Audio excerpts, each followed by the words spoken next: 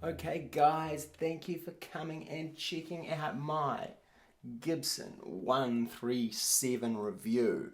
This guitar is gorgeous. I mean, it is stunning. It is a 137. A Gibson 137 is essentially, think Gibson 335, but single cut.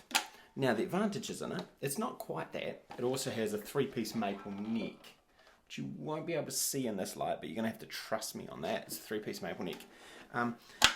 Advantages over a 335, you're going to see your toggles up here. If you've spent any time playing 335s, your toggle being down here,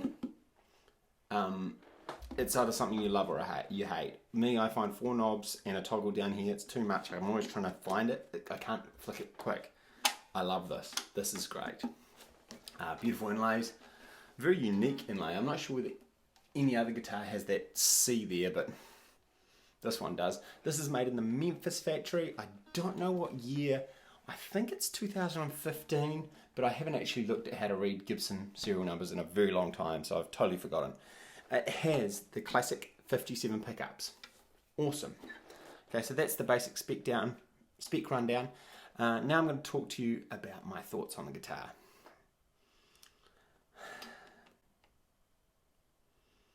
It's really hard to say this because I really wanted to love this guitar.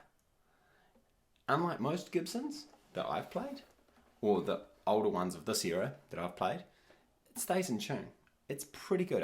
I've set it up with 11s, I've polished the frets, stays in tune. Plays good.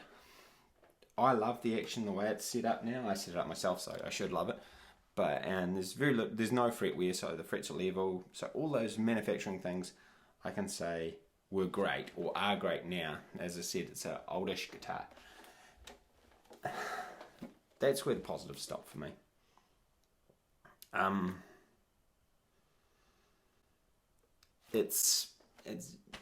I really don't like these pickups, or I might not like the guitar. I don't know what it is.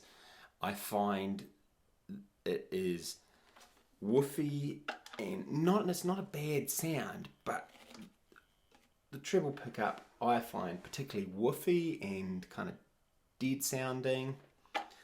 Middle spot's quite good, quite chiming, quite nice, and bridge doesn't sound very good by itself. You would have heard the opening jam. You're probably thinking it sounds okay, because it does sound okay. It's not a bad sounding guitar, but when you compare it to other guitars that I've owned a Heritage 535, which was a 335 by Heritage. I've also owned an Eastman T486. Now, if I was going to choose out of any of those and this, I would 100% choose the T486. There was far more clarity in the front pickup. There was better articulation. The guitar played very similar, actually, to be honest. It feels very similar. But I wish the 486 was this shape with this knob up here. So, positives, there are some. But tonally, I can't stand it in distortion. I can't stand the gain. I'm not even going to put any gain clips in it. I think it sounds woofy and horrible and unarticulate. I've got, on my amp settings, I've got more treble dialed in than I normally ever would have. I've got bass almost cut completely out. And the other thing I don't like is they sound really compressed. The pickups sound really compressed. So I did a little test and I was comparing this to my Japanese Yamaha Revstar, and I find that is a sort of compressed sounding guitar. It's got P90s, but it is articulate, but not as articulate as one of my Tallies or something. But, you know, it definitely has articulation and it's not too compressed. And when I compared it to these, you guys will hear it.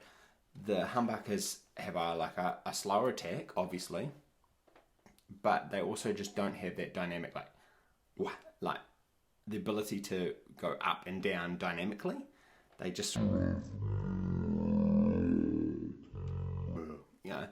muddy and fluffy, and when you get into gain, that just turns into smudgy, mushy, horrible stuff. Unless, of course, you're on the back pickup, and then it's just, this thing's just got all mids and so yeah.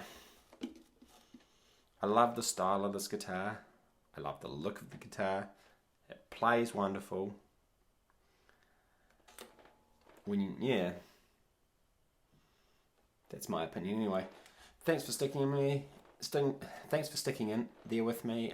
Like, subscribe, all the rest of the stuff, and I'll see you guys next time.